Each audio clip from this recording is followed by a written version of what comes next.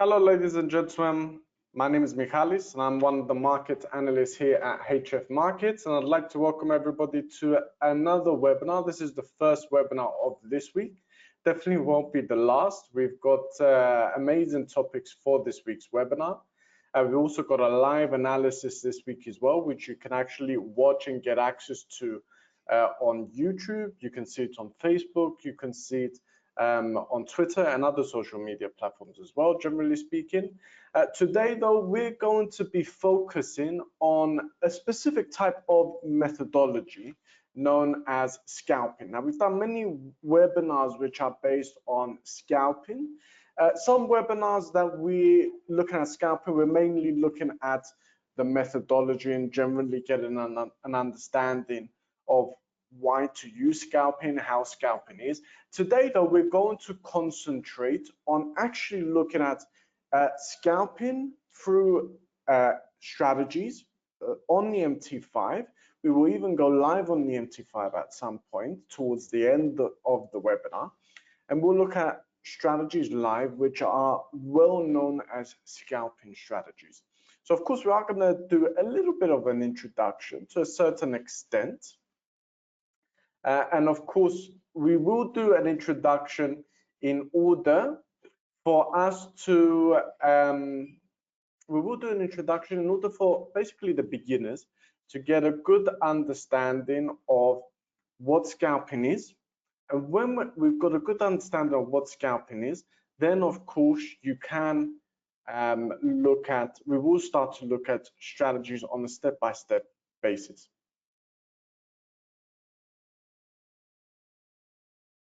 So before we get started, guys, let's very quickly go through our introduction.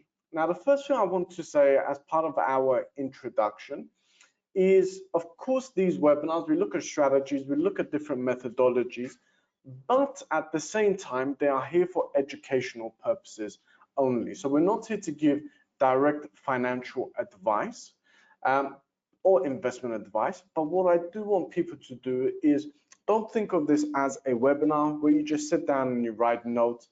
Let's communicate with each other. If you have something that you're struggling with, if there's something that you don't understand, if you want to share an experience from recent days or some recent trading methods or maybe certain trades, then of course let's all speak together. Let's look at solutions. Let's look at how we can remedy some of the difficulties that some beginner traders may find. And of course, we've also got experienced traders watching today's webinar.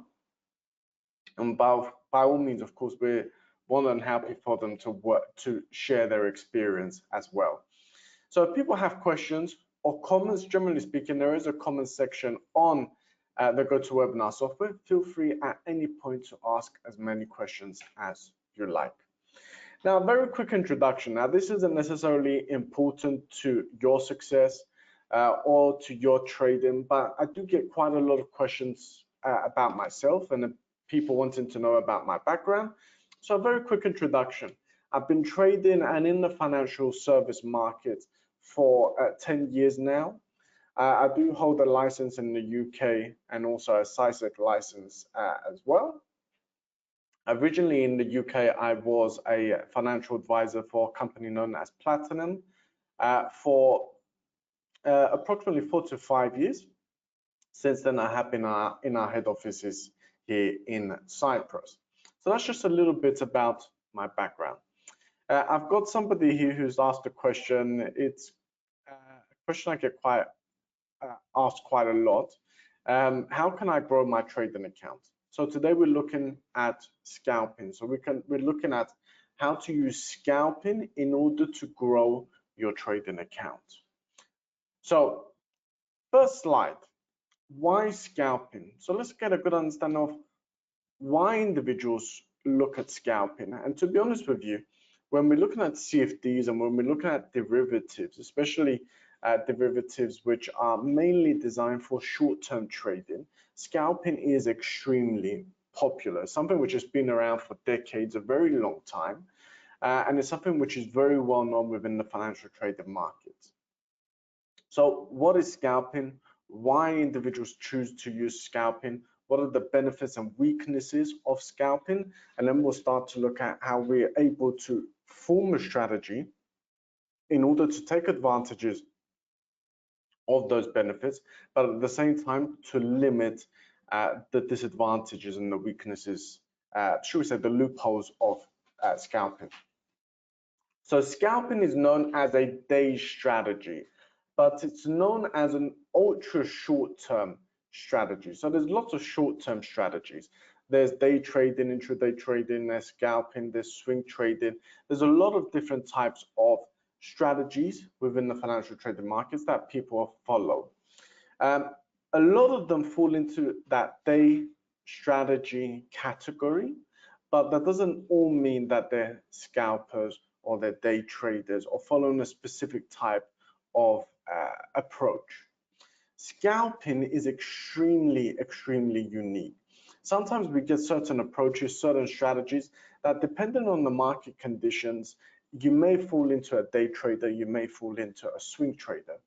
But when you're looking at scalping, scalping is very unique. It has certain requirements and certain characteristics. And if you are scalping, you definitely 100% will never ever fall into a different category. And this is something which we're also going to look at as part of the weaknesses of scalping. Scalping isn't a flexible approach to trading. Swing trading, for example, and certain other strategies as well, they're a lot more flexible. The entry isn't as important. You are allowing more flexibility, a lot more volatility. You can keep trades open more than 24 hours. You can close them very quickly. So it allows flexibility. When we look at scalping, there is no room for flexibility. That's something very important for everybody to know. You have to be very disciplined to be a scalper. And we say this, of course, because we want individuals to be successful scalpers. So what is scalping? Scalping is known as a day strategy, but it's also known as an ultra short-term approach to trading. The aim of a scalper is to earn a small amount of profit with lower risk on smaller trades.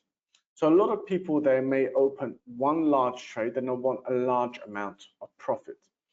When you're looking at scalping, instead of opening, for example, should we say 0.10 lots and looking to earn over the next 1 hour on that one trade 0.20%, a scalper would take a very different approach. He would instead look at opening 0.01 lots, so it's 10 times smaller. He will open 10 different trades, potentially different prices. For example, he may choose to scale in to his trades. So opening 10 different trades, smaller trades at different prices. So step by step by step. And he will exit in the same approach as well. So instead of looking at one larger trade with a larger profit and larger risk, they really minimize the risk per trade. Also to take profit, and what they're looking to do is earn a smaller amount but on multiple trades. Now that doesn't necessarily mean that scalpers earn less. It doesn't mean that there's less successful. A lot of the time, ladies and gentlemen, it's actually the exact opposite, actually. So it doesn't necessarily mean that you're opening a smaller trade, you're looking to aim for a smaller profit, that you are earning less. It just means you're aiming for more profitable trades, but smaller profits. But if you add all of these up, it's the exact same profit or loss, potentially, if you're looking at a bad, unsuccessful day, than you would be with a larger trade with a larger target. So the overall goal remains the same. So for example, we may have somebody watching today's webinar where he's looking to earn 5% per month. If he's looking to earn 5% per month, whether he is scalping and a scalper, or whether he's a day trader, a position trader, his target will still remain the same. But his target and risk per trade is where it differentiates. Now, scalpers prefer to open small multiple trades instead of one larger trade. Scalpers are more active throughout the day, So we know a lot of people that open a trade, a lot of the time they open a trade as soon as the US session opens, very late in the evening, they'll relook at the trade, see if it's hit, they take profits or stop loss, reevaluate, and then close. That's not possible with scalping. Scalping, it has requirements. It's very demanding. And of course, that means you have to analyze, you have to keep an eye on trades. And to be honest, this is why it's known as trading.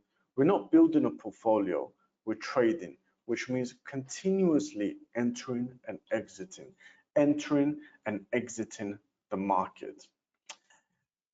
Now, the thing that I will say, because I have said here, scalpers are more active throughout the day. That's true. But normally, a lot of scalpers, especially professional scalpers, they tend to trade a single asset or maybe potentially two assets, very max, and they will only do so within specific times of the day. So, for example, yesterday actually I was watching a video of a very well-known trader. He's definitely a scalper because he also makes available his trading history, and we can very clearly see he is definitely an ultra short-term trader. He actually only trades the GBP JPY, and he only does so, he's based in London, he only does so between 1 o'clock and 3 o'clock every single day. So he's very active in those 2 hours, but he will only trade that asset, and he will only trade it within those trading hours. Now, some people may say, why is this important? Now, if you're building a portfolio, the approach is very different. A lot of people advise, especially if you go to a financial advisor, if you're watching educators online, a lot of the time they advise you should spread the risk, you should mitigate the risk, you should place your eggs in multiple baskets. And of course, that is something which is very well known within the market. When you're trading, especially when you're trading with an approach which is very demanding, like scalping, it's different. There's advantages to only trading that one asset. Again, it doesn't mean you trade less. You could be trading one asset, but trading more than somebody who's trading 10 or 20 assets. What are the advantages? The advantages, ladies and gentlemen, is if you're trading that one asset and only between those hours that you have selected, your knowledge and your experience and your expertise will grow at a much faster, a vaster pace and magnitude than it would be if you were trading a different asset every single day. Because every time you trade as a beginner a different asset, it's like you're starting again from the beginning. Because every asset has a different aspect influencing it. It has a different ripple effect, which is how it's known within the market. Indicators act differently to it. It acts differently in different sessions as well.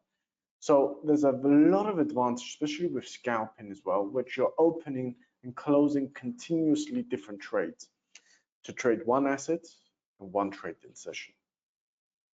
Now, timeframes. Scalpers mainly use timeframes between a 1-minute time frame and a 10-minute time frame. Of course, there is certain known strategies where you use other timeframes. Of course, you're more than welcome to use other timeframes as well, but you will find a lot of the time, 80% of your analysis will be on those timeframes. Now, if you're trading on MT4, there is also advantages to trading and switching to MT5. MT5 is more or less the exact same, but it gives you more options in terms of time frames. So on the MT4, you have the 1 minute, 5 minute, and 15 minutes. Whereas on the MT5, you have the 1 minute, 2 minute, 3 minute, 4 minutes. It goes up in minutes. So you have a lot more benefits and availability in terms of time frames, because of course each time frame will give you a different indicator, and of course indicators such as the RSI, such as the EMA, the SMA, the MACD, and so on and so forth, they all react differently on different time frames. Something which is very important with scalpers is to avoid swap fees at all costs. with scalpers, they definitely do not open trades and keep trades open overnight. So if you're looking to open a trade, then it's 11:58. I would wait till 12:01. Also, there's definitely a lot of benefits to trading on the accounts which have the most competitive fees. We have, of course, an account which is known, you'll find it on the website as the zero spread account. So we have accounts which have low spreads, we have accounts which have raw spreads. It's completely down to you which you believe is the most appropriate for you. But of course, there is benefits to trading with the lowest spread. Something else which is also important is, regardless of your account, there is benefits to trading the asset with the lowest spread possible. So keep that in mind. The majority of scalpers, they prefer CFDs or different types of derivatives. So keep that in mind as well. Scalpers, because they're trading very quickly, it's important that they quickly are able to enter, quickly able to exit. So of course, trading the real asset itself is very difficult, not necessarily appropriate for scalping, whereas CFDs, when you're looking at being able to enter and exit at a click of a button, and also trading with leverage, then of course, it draws in a lot of scalpers because it has that advantage for them. So before we actually go to look at scalping requirements, what is the motto of most scalpers? Most scalpers, they tend to say, the reason why I'm scalping is small profits are easier to achieve than large profits. So rather than, again, opening a large trade and looking for a very large profit, scalpers, they say it's easier to earn a smaller profit, but consecutively and continuously. So this is a very well-known motto for scalpers. Now, what is the requirement of scalpers? Now, there is we've got here on the left, scalpers must list. So definitely something that definitely is required in order for you to have any possibility of being a successful scalper. If you're not doing ticking all of these boxes, or at least most of them, then scalping becomes very difficult. And I always say, don't put yourself at a disadvantage. So some people may say, you know, I'm based in a certain country, so I'd rather trade this currency. This currency may be an exotic currency pair. If you're trading an exotic currency pair, of course, the spread is very large, not with HFM, but generally speaking, throughout the whole of the market, whether you're going to your bank, whether you're going to your post office, whether you're going to your exchange bureau, you will notice the spread is massive compared to other assets. So I always say, don't put yourself at a disadvantage. That's something which is very important. And then on the right here, we have what assists scalpers in terms of their analysis. So the first 3 points, we've already mentioned, but I'll mention it again, it's extremely important. The lowest spread possible will give you the highest advantage. Point number 2, trade one asset. If you're not going to trade one asset, trade two assets. Especially, for example, we have people that like to be very active. We've also got a lot of strategists which like to be very active, and especially in 2 sessions. So a lot of the time they'll trade, for example, the GBP/JPY early on in the day, and later on in the day they'll trade the Euro USD, for example. So yes, you can trade 2 assets. There's benefits to that, especially if you're looking to increase the times that you are trading, and also trade and mitigate risk across different trading sessions. But there's advantages to keeping the number of assets to a bare minimum. And here as well, 1 session. So these 3 we've already mentioned, but again, they are extremely important. Now I've got a question here: which currency pair has the lowest spread?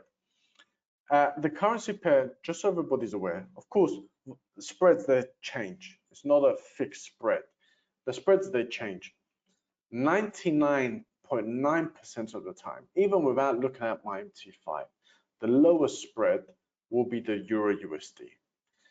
extremely low spreads. Even if we've got scalpers which are looking at ultra short term, so even something which is very quick, even for a scalper, for example, keeping a trade open for 30 seconds, only having the trade open for 30 seconds. The Euro USD has such a low spread and has such a big advantage for scalpers. The other factor, ladies and gentlemen, is news. Now, of course, there's scalpers which are ultra short term. Like I said, could be opening trades only for 30 seconds. Others may be holding trades for 5 minutes, for example, at a very maximum.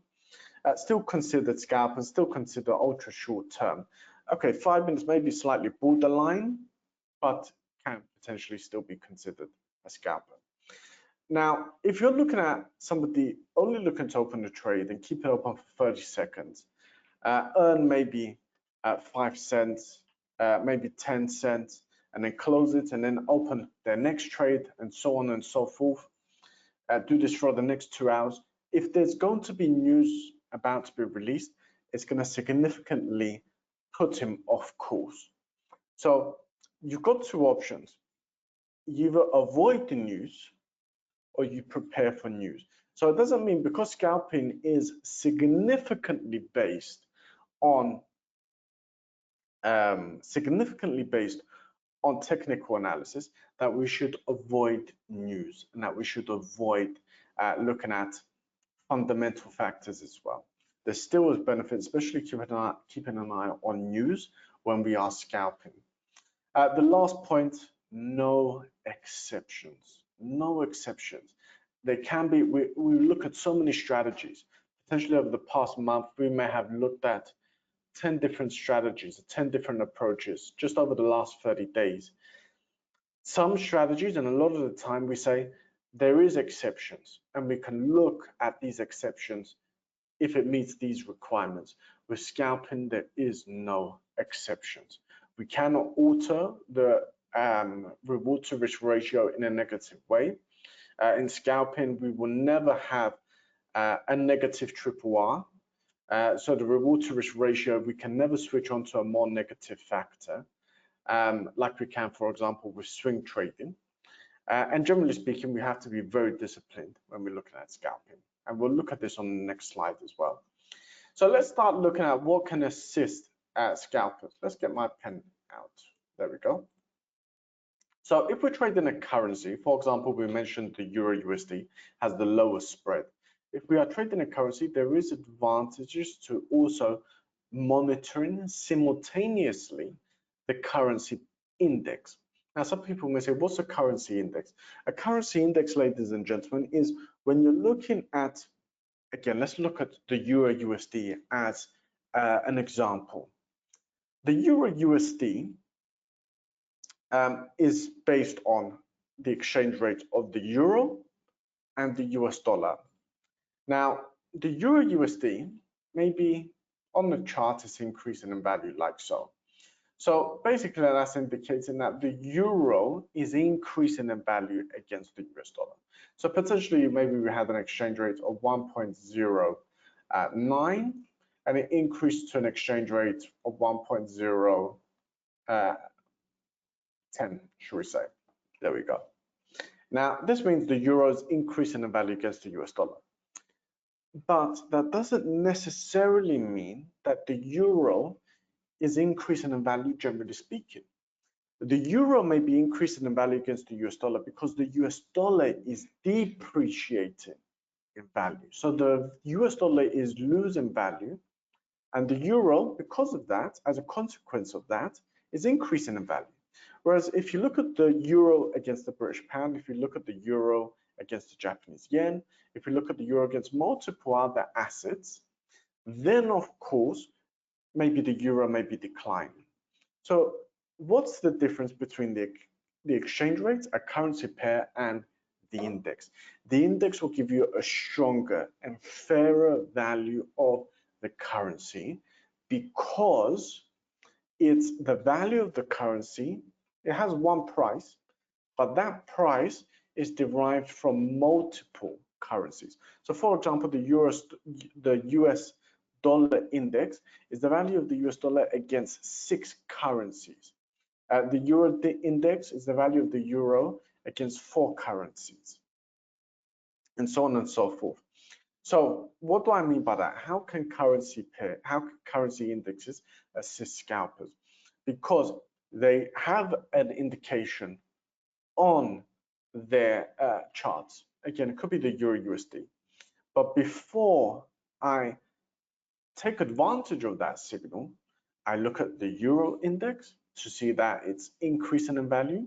Now I look at the US dollar index to see that it's decreasing in value. So I can see both currencies as separate currencies. I'm not conflicting. And also there's no conflict between the exchange rate and the index in terms of the signal. So that's something which is extremely helpful. Another thing which is helpful is the components of the index. Now I'll give you an example of this. I'll share a different screen. Bear with me. Now here we've got the NASDAQ. So let me wait for this to load. Here we've got the NASDAQ, ladies and gentlemen. So the NASDAQ, you will be able to see is, you can see here there's different components, and each of these components are ranked. Now, what does it mean if the components, ladies and gentlemen, are ranked? This is basically showing you the most influential stocks. Now, when we look at the most influential stocks, of course, they're driving the price movement. Now, if we go down and look at a stock which has less than 0.20% of the index and a weight which is this low, it's very unlikely to have a significant influence unless a very large portion of those stocks see a lot of volatility. So, of course, these stocks here are very important. So we've got a signal, but we look at the components. So for example, here's more or less 50-50 the components. This is the performance of the day so far. Of course, the session isn't open yet. The session's going to open in 1 hour. So that's also one of the reasons why. Keep that in mind.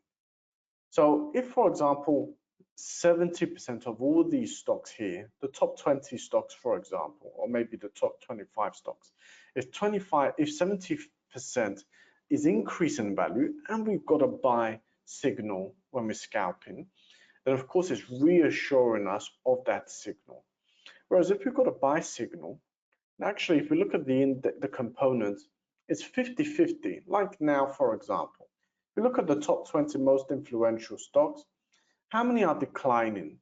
1, 2, 3, 4, 5, 6, 7, 8, 9, 10, 11, 12. 12 out of 20. Let me get my calculator out, because I don't want to give you wrong calculations. And also it's good for everybody to be able to see it. So if we do 12 over 20, 60%, not 70%, 60%.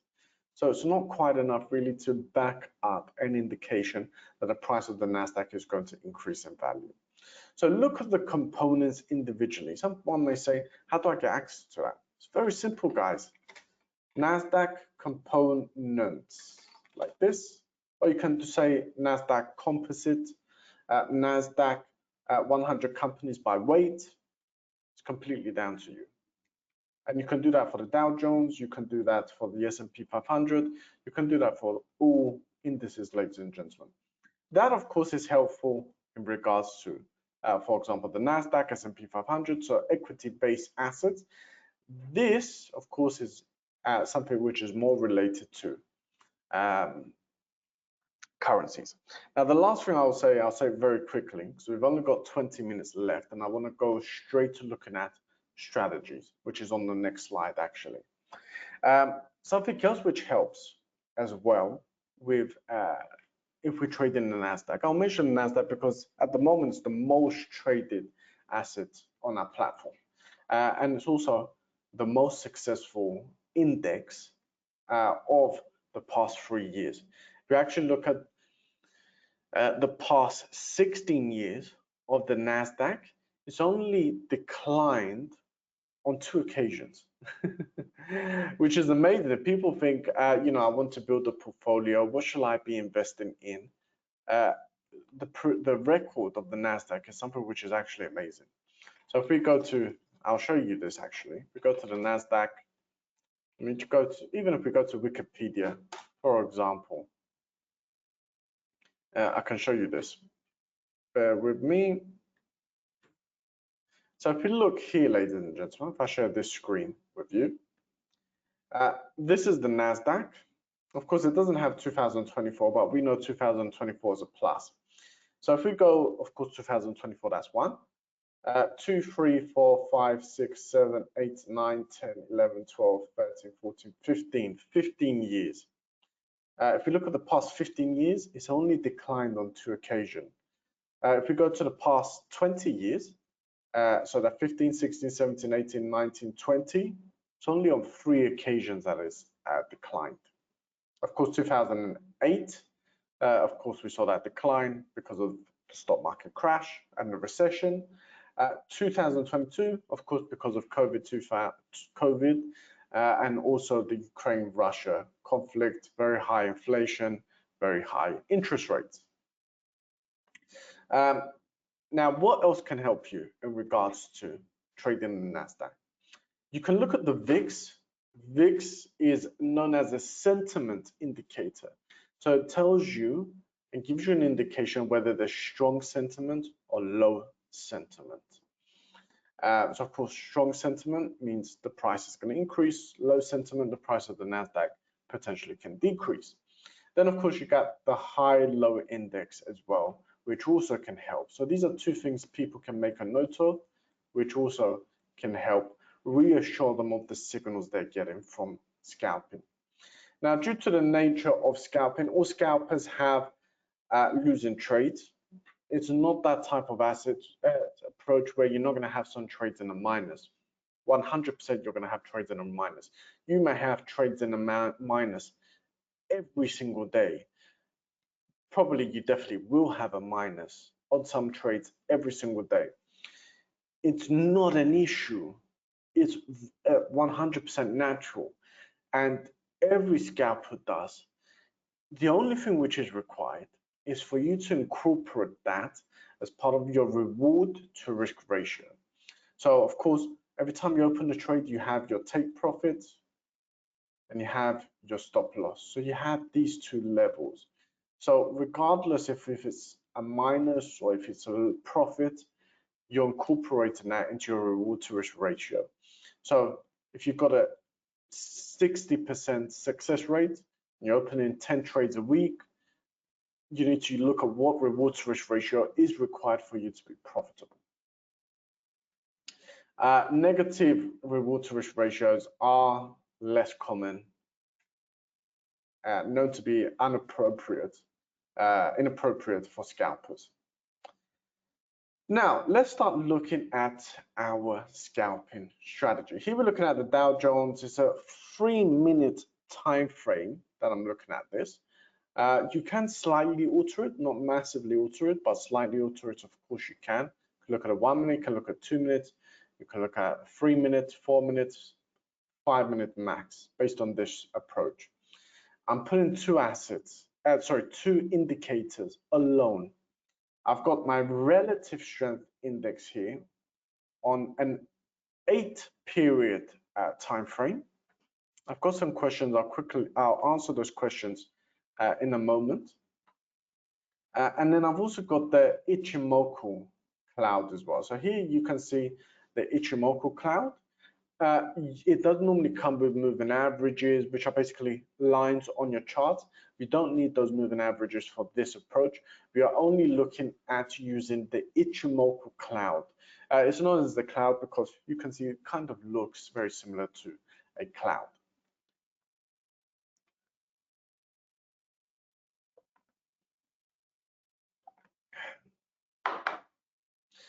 Now, scalping, like I said, we're looking at very quick trades, extremely quick trades, only keeping it open for 5 minutes potentially. Sometimes it can be more, of course. Some people try to use an approach between scalping and day trading. Of course, you can take that into consideration. You would have to, if you're going to go above 3 minutes. which is why I say there's only certain room for maneuver in regards to that. So we're going to look at 3 examples. We're going to look at ideal market conditions. Every single week you will have ideal market conditions, every single week.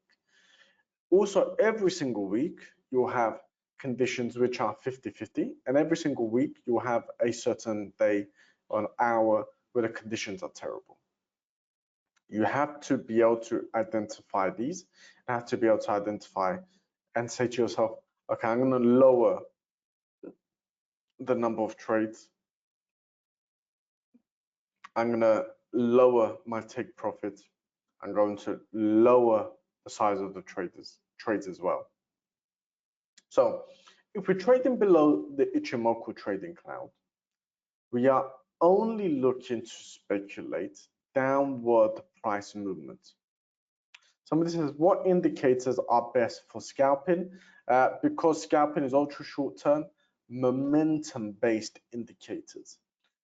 Therefore, crossovers, moving averages, Ichimoku trading clouds, as well, Bollinger Bands, momentum-based indicators. So here we can very clearly see we're below the Ichimoku trading cloud. We also very clearly have, we can see, for example, a low. This is the previous low. So we've got a lower low, lower low again. It keeps having lower lows non-stop again and again and again. The highs, the exact same thing as well. So very clearly we're following a traditional pattern of a downward trend. That's also very important. So we're below the Ichimoku trading cloud. For the RSI, we need to be below 50 and 25. Sorry, between 50 and 25. If we're between that range, it's an indication that sellers are controlling the market. So the Ichimoku trading clouds indicating a decline, RSI is indicating sellers are controlling the market as well. So what are we looking for? We're either looking for 2 things. Now, if the retracement is minor, then of course we will trade the breakout, only the breakout downwards, okay? Because we're below the Ichimoku and we're below the 50 on the RSI. If we were above for both, we will only look at bullish breakouts, only. So where do we have the breakout? Here we've got the low, okay? So as it crosses below that, so you can see here it crosses below, as it breaks below, that's where you trade. Now that doesn't mean because there was a breakout here that you're going to trade down here. No, you're going to trade at the breakout or not trade at all. It's very important because scalping is a momentum-based approach. So this is why I've got a red line here, because I saw that this was a very key area because it was finding resistance support there. And then it broke it below here. So I traded at that exact point. And you can see if we follow the red line downwards, we're here. So we're very clearly between 50 and 25. Then we start to increase again. This is what forms a retracement. It doesn't increase to a higher high. So we're still technically in a downward trend. And again, I draw my breakout. So you can see here very clearly is where we're finding support, and that's where we draw the breakout. So this is where it broke out here. Now, if I again follow the line down here, you can see again we were just above the 25. Now, if we've got a breakout here, for example, where we're below 25, we wouldn't trade it. It's not an active signal. Then it started to retrace slightly again, and then it broke out again. So here again, it broke out. Perfect. It's another trade. So we've got 1, 2, 3 trades. In a very short period of time, we've got 1, 2, 3 trades. Again, RSI between 50 and 25. Then it started to retrace again. Here we can see it retraced upwards. It broke out here. This time though, we go downwards. This is 50-50. I'm not too sure if it's at the line because I can't zoom in, I'm not sure if it's at the line or below. If it's below the line, it's not a trade. It's not a signal. It's indicated that the price is too cheap, and there's a risk that it will suddenly change against us, and we don't want that risk. If it's at 25 though, it's an active signal. So that's 50-50 if that was going to be open. Now, the second methodology, which we use at the same time. Let me get rid of these scribbles. And you can see this is quite a small retracement. This is a very small retracement as well. This is a very small retracement as well. This is a large retracement, okay? So you need to look at the traditional price movement, and if it's a retracement is large, you won't trade at the breakout. Why? Because the breakout is too far away. And also, most likely when you get to the breakout, you probably will become oversold. So instead of not trading at the breakout, you measure between here and here. If I remember correctly, I think it was 0.6, the difference between the two. And you would trade the breakout on the 50% mark. So it's basically the difference between those two, the 50% is there. So that's where I would trade. So this is where I opened the trade. Again, very clearly between 25 and 50. Then we've got another retracement here, not as large. You could have had the 50, used the 50% strategy again. I don't think it's large enough though. So I traded the breakout. So the breakout happened here. And of course, we got this breakout. We got that trade here. We've got this trade here, this trade. We had this trade. We had this trade as well. Look at all these trades. We've got 6 trades and the price declined all the way down to here. All of them are in a profit. All of those trades are in a profit. So these are ideal market conditions. Also keep in mind, none of them hit the stop loss. Where would you place the stop loss? You would place the stop loss at the upper side of the Ichimoku trading cloud. If you want to be slightly more, should we say, have a slightly higher risk appetite. But what normally individuals will do is they'll place it just above the previous swing high. So for example, we said it retraces. This is the breakout level. As it declines here, here at that circle, that's where you'll speculate the decline. Your stop loss will be here, just above that previous swing. If you want to be more, should we say, adventurous, then of course, by all means, you can put it slightly higher on the Ichimoku trading cloud. Now, some people look to do so because it gives more space and it increases their success rate. If it does significantly increase your success rate, then it can be something which is responsible, should we say. Then we've got scenarios which are more 50-50. Let's compare the two. Look at this. Very easy trade, straight line. Very easy, very, very easy. All of our trades hit the take profit. There is going to be times where it won't be like that. It will be like this. So you have to keep that in mind. This is the Euro USD, same scenario. Now, other than this area here, we are above the Ichimoku trading cloud. So only looking at indications to buy. Okay. Now you may have to change timeframes depending on the asset that you are trading as well. So that's also important for you to note. Now, if we're looking at the high, this is where we had, we had the high here. We didn't break the high here, and then we broke it here. Now, if we look here, again, we're below 50 and 75. So that's an active trade, a clear signal. It retraces here. So that's our breakout, broke through it here. Again, we're not below 75. Then it retraced here. So we've got another breakout here. Again, we're not below 75. We're not above 75. So these are 3 active trades. Sorry, these are, yes, 3. 1, 2, 3 trades. Price did actually move in our favor. Would have probably definitely hit their take profit. the next trades. So they went up to here, then it retraced here. This is a slightly larger retracement, so I'm only doing not the breakout, but 50%. 50% was here, okay? So 50%, the price moved slightly above and then moved completely against us. Definitely would have hit our stop loss. Now, if it hit our take profit, it depends. If you're ultra short term, a lot of people are ultra short term, only want to keep it open for like a minute, maybe a minute and a half, 2-minute maximum. Yes, it would have hit your take profit. Anybody else though would have hit your stop loss. It's not an issue though. Like I said, you got 1, 2, 3 trades in a profit. This one was in a loss. Then the next one, of course, you got here a retracement here, a large retracement as well. We worked off 50%, so this is the breakout. We're below the Ichimoku trading cloud, but we're not above it, so we can't take that into consideration.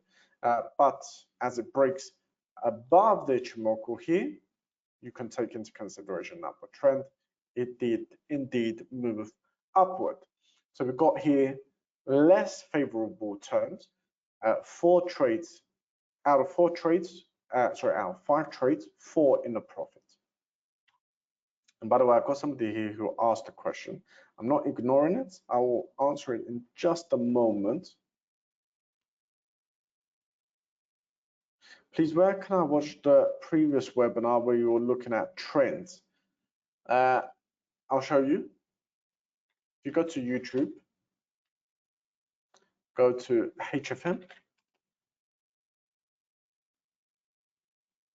So if you go to HFM, click on our website, on our page. By the way, guys, if you're looking at very short videos, short educational videos, there's a lot of educational videos here, guys. A lot of educational videos. I'll say this is very important. You know, this was very popular here. Why do some traders blow their account? Really educational. Now, in regards to what the individual asked, where can he rewatch the webinar based on trading the trend? It's here, guys. So you can see here, we're looking at multiple aspects here. So hopefully that answers the question. Now, if we look again, if we compare the ideal conditions from only yesterday, we're not looking at ideal that comes once in a lifetime. Every single day, every single week, there will be a day, minimum 1 day with ideal conditions. So if we compare this and compare it to terrible conditions like this, then again, you can see where the difficulties lie. Now, the only thing here is you can limit the number of trades you are trading. You can just not trade at all for the day and wait for the market to build a clear direction. Of course, you can trade and just place closer take profits. So if you're looking to have trades open for 3 minutes, try and have it open for a minute. Same approach, ladies and gentlemen, the exact same approach.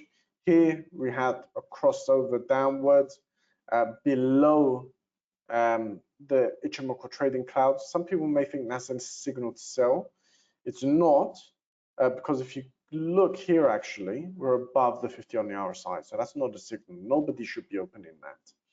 So that's not an incorrect trade. Breakout. So here it retraced. This is the breakout here.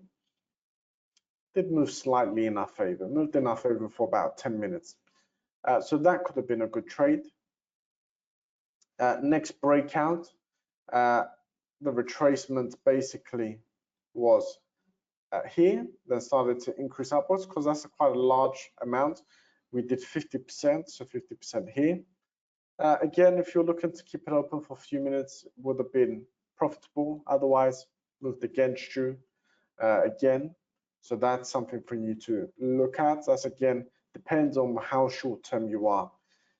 This though, so you can see retraces upwards here. I'm not looking because I was seeing that this is a terrible condition in the market. I didn't look at opening early. I waited for the breakout. So that's the breakout level here. Crossed below it here, so we were between 25 and 50, and it did move in our favor, actually, to be honest. Did move in our favor. So you can see here, I'm not just giving you the ideal conditions, all conditions. Next thing, 2-hour time frame. Here we got the S&P 500. We've looked at this on countless occasions. We looked at this also when we were trading the trend. Here we're looking at the RSI. Keep in mind it's on an 18 period. 18 period RSI. This blue line here, ladies and gentlemen, is a 75 bar exponential moving average. This here, the green lines are 100 bar simple moving average. It's very, very simple. If we're below both, it's signaling sellers are controlling. Ideally, we want the trend line to be below the sentiment line. So where was the crossover? The crossover was here. When we're looking to speculate upward price movement, only if we're above these levels. Again, the trend line went above the sentiment line here. We also want to, of course, be between 50 and 75 for buys, 25 and 50 for sales. But we switch over to a 5-minute time frame. And this is a very easy strategy. Very, very easy. We're simply only looking at crossovers.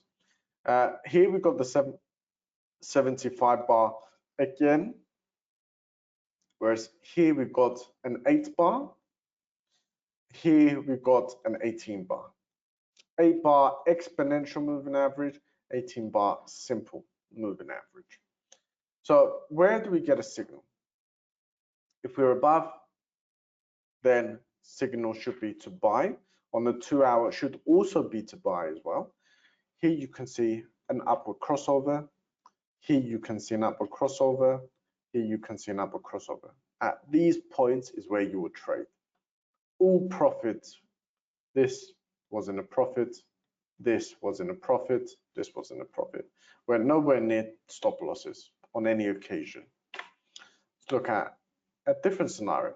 Now, this scenario here, we don't look at crossovers. You can see the crossover isn't necessarily working extremely well here on the 2-hour, but we can see works very well. Price movement above, like here, performs very well.